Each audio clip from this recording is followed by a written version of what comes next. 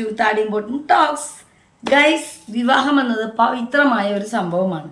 എന്നാൽ ചില വിവാഹങ്ങൾ ചില കാരണങ്ങൾ കൊണ്ട് ഒരു ദുരന്തത്തിൽ അവസാനിക്കാറുണ്ട്. വിവാഹം എന്ന് പറയുമ്പോൾ ഒരുപാട് ആഘോഷങ്ങളും ഒരുപാട് ആളുകളുടെ സാന്നിധ്യത്തിൽ ഒരുപാട് എന്താ പറയുക, പുതിയ സ്വപ്നങ്ങൾ, പുതിയ തുടക്കങ്ങൾ, കുറേ ഡെക്കറേഷൻസ്, കുറേ അറേഞ്ച്മെൻറ്റ്സ്.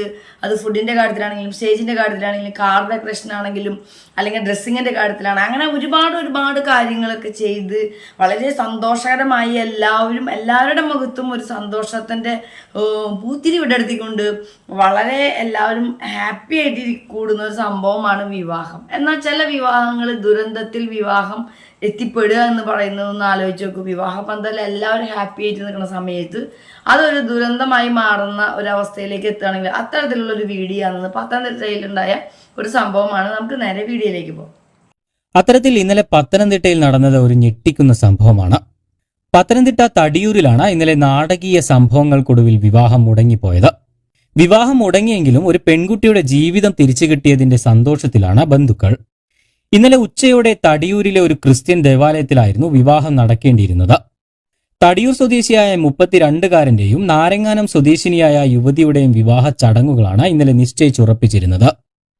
ഏതാനും ദിവസങ്ങൾക്ക് മുൻപാണ് 32കാരനായ വരൻ വിവാഹത്തിനായി വിദേശത്തു നിന്നും നാട്ടിലേക്കെത്തിയത്. വിവാഹ ദിവസം കൃത്യസമയത്ത് തന്നെ വരൻ പള്ളിയിലേക്ക് എത്തുകയും ചെയ്തു. ക്ഷണിക്കപ്പെട്ട അതിഥികളും ബന്ധുക്കളുമെല്ലാം പള്ളിയിലുണ്ടായിരുന്നു. എന്നാൽ വരനെ സ്വീകരിക്കാനെത്തിയ വധുവിന്റെ വീട്ടുകാർ കണ്ടത് അടിച്ചു പൂസായി കാറിൽ നിന്ന് ഇറങ്ങാൻ പോലും സാധിക്കാത്ത വരനെയാണ്. തുടർന്നാണ് രംഗം വഷളാകുന്നത്. ഏതാനും പേർ ചേർന്ന് വരനെ പള്ളിയിലേക്ക് കൊണ്ടുപോകാൻ ശ്രമിച്ചെങ്കിലും കാലുറയ്ക്കാത്ത സ്ഥിതിയിലായിരുന്നു വരൻ. ഇതോടെ വിഷയം ഗുരുതരമായി. വധു വിവാഹത്തിന് സമ്മതമല്ലെന്ന് വൈദികനെ അറിയിച്ചു. തുടർന്ന് ഈ കാര്യം അറിയിക്കാനെത്തിയ വൈദികനോടും വരൻ മോശമായി സംസാരിക്കുകയായിരുന്നു. തുടർന്ന് ഇരുകൂട്ടരുടെയും ബന്ധുക്കൾ തമ്മിൽ വാക്കേറ്റത്തിലായി. ഇതിനിടെ വരന്റെ അമ്മ ബോധരഹിതയായതിനെ തുടർന്ന് കോഴഞ്ചേരിയിലെ സ്വകാര്യ ആശുപത്രിയിൽ പ്രവേശിപ്പിക്കുകയും ചെയ്തു. അപ്പോൾ സംഭവം നമ്മളധികമൊന്നും കേൾക്കാത്തൊരു കാര്യമാണ്. വിവാഹം കഴിഞ്ഞ് ഈ കഴിച്ച ആള് മദ്യപാനിയായിരുന്നു, അല്ലെങ്കിൽ എന്തെങ്കിലും പ്രോബ്ലംസ് ഉള്ള ആളായിരുന്നു, അല്ലെങ്കിൽ എന്തെങ്കിലും അങ്ങനെയൊക്കെ പിന്നീട് അറിയുന്നതൊക്കെ നമ്മൾ കേട്ടിട്ടുണ്ട്.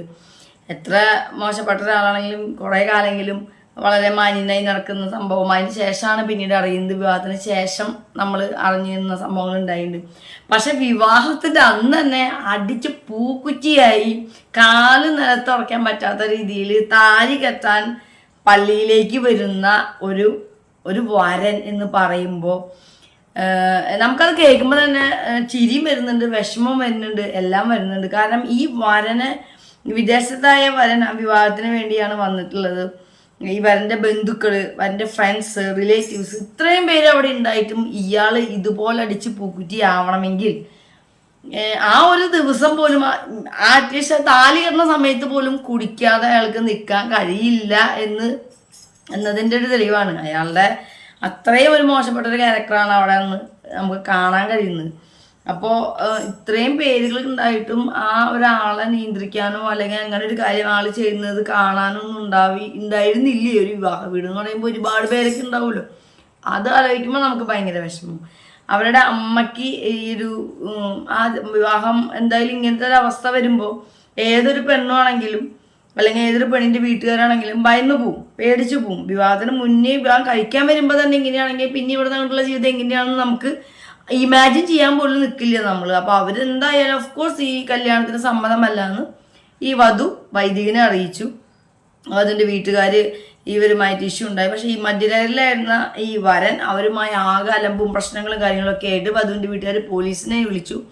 അപ്പം എന്തുകൊണ്ടാണ് ഇയാളിങ്ങനെ കുടിച്ച് ആ ദിവസം പോലും വന്നതെന്ന് ചോദിക്കണതിന് പ്രസക്തിയില്ല. കാരണം എന്ത് കാരണത്തിൻ്റെ പേരിലാണെങ്കിലും സുബോധമുള്ള ഒരാളും തൻ്റെ കല്യാണ ദിവസം ഇങ്ങനെ താലി കെട്ടാൻ പോലും കൈക്ക് കൽപ്പില്ലാത്ത രീതിയിൽ കാലുറക്കാത്ത രീതിയിൽ വരണമെങ്കിൽ അയാൾ അത്രയും എന്തായാലും മദ്യത്തിന് അഡിഷൻ ഉള്ള ഒരാളായിരിക്കും അല്ലേ. അപ്പം അതൊരു എന്താ പറയുക, അത്രയും നല്ലൊരു സംഭവം നടക്കേണ്ട ദിവസം അതൊരു വേദനാജനകമായ ഒരു സംഭവത്തിലേക്ക് കലാശിച്ചത് ഭയങ്കര ഒരു സംഭവം തന്നെയാണ്.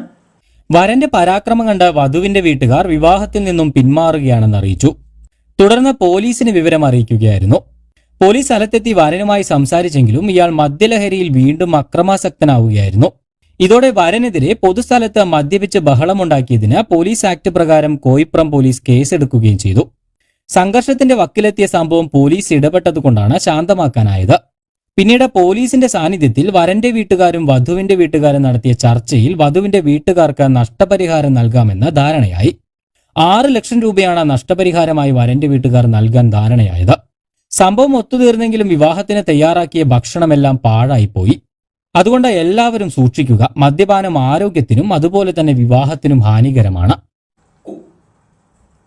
അപ്പോൾ പോലീസുകാർ വധുവിൻ്റെ വീട്ടുകാരെ വിളിച്ചതിനെ തുടർന്ന് അവിടെ വരികയും ഈ വധുവിൻ്റെ വീട്ടുകാരുമായി ഈ ലഹരിയിലായിരുന്നത് കൊണ്ട് തന്നെ ഈ പയ്യൻ ഭയങ്കര അക്രമങ്ങളും പ്രശ്നങ്ങളും കാര്യങ്ങളൊക്കെ ആയിട്ട് ആകെ അടിയായിപ്പോൾ അവർ പോലീസുകാരെ വിളിക്കേണ്ടി വന്നേ. അങ്ങനെ അവിടെ വന്ന് അവർ സംസാരവും കാര്യങ്ങളൊക്കെ ആയതിനു ശേഷം വധുവിൻ്റെ വീട്ടുകാർക്ക് നഷ്ടപരിഹാരം കൊടുക്കാനായിട്ട് 6 ലക്ഷം രൂപ എഗ്രിമെൻറ്റ് ഒക്കെ എല്ലാം ആയി. അതിന് ശേഷമാണ് അവർ ഈ വിവാഹത്തിന് പിന്മാറി അവർ പോയത്. ഈ ഒരു വിവാഹത്തിലേക്ക് എത്തിക്കാൻ ഒരു പെൺകുട്ടിയെ കല്യാണം കഴിക്കുമ്പോൾ തന്നെ ഒരുപാട് പൈസ ചിലവുള്ള കാര്യമാണ് നമുക്ക് എല്ലാവർക്കും അറിയാം. ഒരുപാട് ആ ഒരു ദിവസത്തിന് വേണ്ടി അവിടെ അവർക്ക് ചിലവാക്കിയ പൈസ, അവിടെ അറേഞ്ച് ചെയ്ത പൈസ, അവിടെ ഉണ്ടായിരുന്ന ഫുഡ് അറേഞ്ച് ചെയ്തതൊക്കെ പോയി. ഗോൾഡ് അല്ലെങ്കിൽ ഇത്രയും പേരെ വിളിച്ച് ഡ്രസ്സുകൾ എടുത്തതാണെങ്കിലും മറ്റ് കല്യാണ ചിലവുകളാണെങ്കിലും എല്ലാം തീർച്ചയായിട്ടും എന്തായാലും അത്രയും നഷ്ടമാണ്. അപ്പോൾ തീർച്ചയായിട്ടും അവർ നഷ്ടപരിഹാരം കൊടുത്തേ പറ്റൂ. അപ്പോൾ ഈ ഒരു 6 ലക്ഷം രൂപ എന്ന രീതിയിൽ നഷ്ടപരിഹാരം കൊടുത്ത് അവിടെ നിന്ന് പോകാനുണ്ടായി.